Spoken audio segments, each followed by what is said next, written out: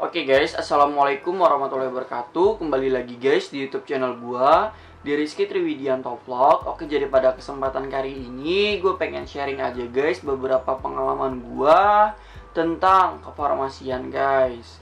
Dimana buat teman-teman sarjana farmasi ataupun teman-teman S1 farmasi yang fresh graduate ataupun yang baru lulus nih, yang masih belum ada kesempatan untuk lanjut profesi, yaitu profesi apoteker, ataupun yang ingin banget nih guys lu untuk lanjut ke apoteker tapi belum diberikan kesempatan untuk lulus PSPA atau lulus masuk apoteker, dimana yang sebelumnya itu kampusnya nggak ada profesi apoteker, atau bahkan kalian nih yang udah sampai 2 atau 3 kali nyoba untuk daftar PSPA untuk masuk ke profesi apoteker itu masih belum masuk. Dan juga untuk teman-teman nih yang sekiranya belum dikasih rezeki berlebih untuk lanjut menjadi seorang apoteker, dimana sedikit pesan aja buat teman-teman farmasi, lebih tepatnya buat teman-teman S1 farmasi ataupun sarjana farmasi yang masih belum dikasih kesempatan untuk lanjut, itu nggak usah merasa untuk rendah diri guys, nggak usah harus merasa insecure ketika kita melihat teman-teman kita udah bisa langsung masuk PSPA, ketika teman-teman kita bisa lanjut ke apoteker secara gampang dengan finansialnya yang mudah. Itu nggak usah insecure, apalagi rendah diri guys. Kenapa gue bilang seperti ini? Karena Tuhan memberikan yang terbaik kepada setiap hambanya guys. Intinya enjoy on your process, nikmati setiap prosesnya guys. Karena untuk sarjana farmasi itu kita biasa disebut sebagai seorang tenaga teknis kefarmasian untuk profesiannya ya guys ya. Dimana untuk sarjana farmasi ataupun lulusan S1 farmasi itu masih bisa kok guys bekerja, baik itu di rumah sakit, PBF, ataupun di apotik guys. Dimana kalau lu mau bekerja di bagian pelayanan, terutama di bagian apotik ataupun di rumah sakit, otomatis lu harus mengurus guys persyaratan-persyaratan lu dalam pembuatan rekomendasi STR TTK atau surat tanda registrasi tenaga teknis kefarmasian. Kemudian lu mengurus SIP guys. SIP itu bisa diurus ketika STR TTK-nya itu lu udah ada.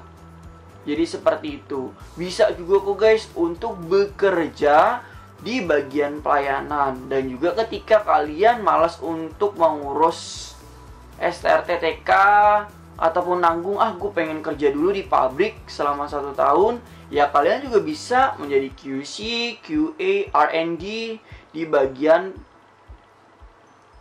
perusahaan atau di bagian pabrik guys.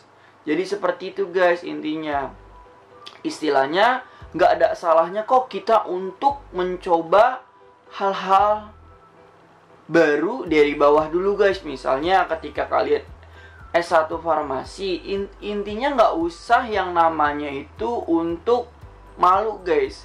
Dimana nggak usah juga yang namanya insecure guys. Misalnya lu S1 farmasi, aduh nanggung banget gua kok jadi TTK. Jangan berpikir seperti itu guys. Ketika kalian memang nggak mempunyai dana, atau ketika kalian masih belum diberikan kesempatan untuk masuk ke program profesi apoteker guys, nggak ada salahnya kok guys untuk menjadi seorang TTK terlebih dahulu. Kalau belajar dari bawah dulu nih guys, atau lu belajar untuk menjadi seorang TTK, itu lu juga bisa nantinya guys mempunyai link pertemanan. Misalnya contoh kasusnya adalah gua bekerja di salah satu rumah sakit, kemudian gua resign nih guys untuk bekerja di salah satu rumah sakit lain. Otomatis gua mempunyai rekan kerja nih guys sebelumnya, ataupun rekan kerja kalian nih yang resign terlebih dahulu dan mempunyai pekerjaan yang lebih baik dan rumah sakit yang lebih baik. Dan ketika kinerja lu bagus, pasti teman dekat lu ataupun teman yang dikenal lu ketika lu bekerja di rumah sakit itu pasti bakal menanyakan guys tentang lu mau gak bekerja di sini. Karena mereka udah tahu nih guys track record kita selama bekerja. Jadi pentingnya relasi dalam bekerja itu seperti itu guys.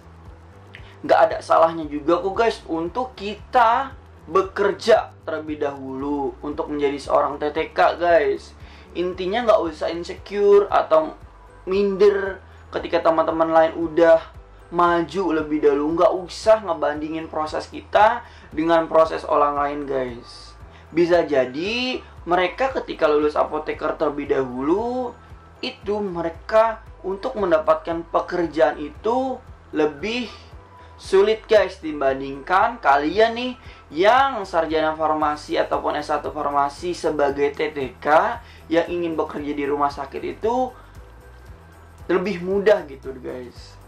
Jadi seperti itu. Jadinya udah nggak usah ngebandingin proses kita dengan proses orang lain.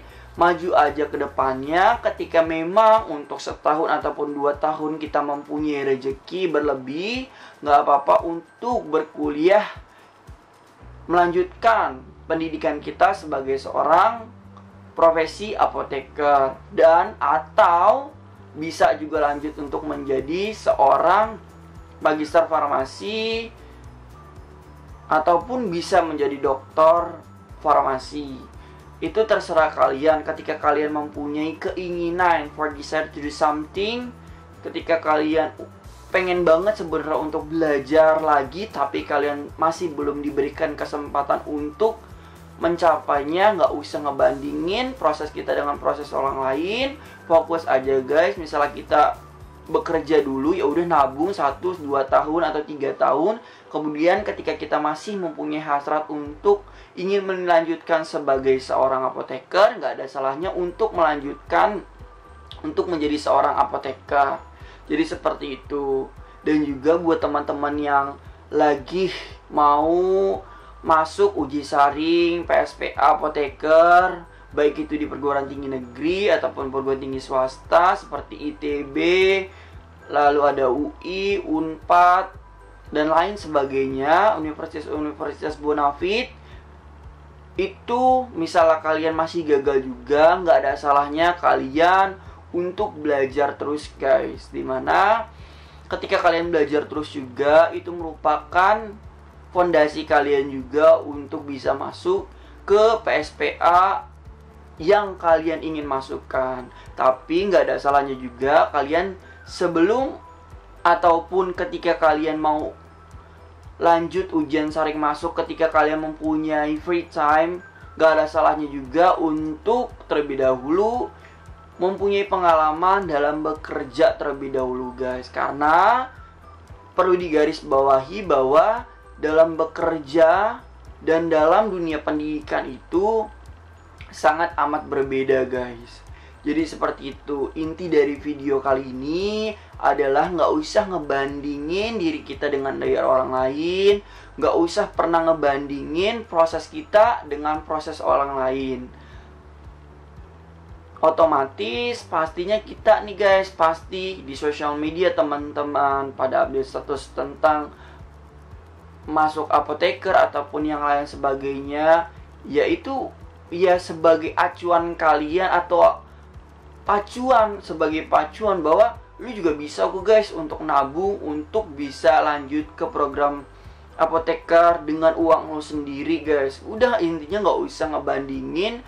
Kalau misalnya hal ini ngebuat lu insecure ataupun rendah hati ataupun rendah diri, ya udah istilahnya di hide aja dulu guys untuk status-status seperti itu.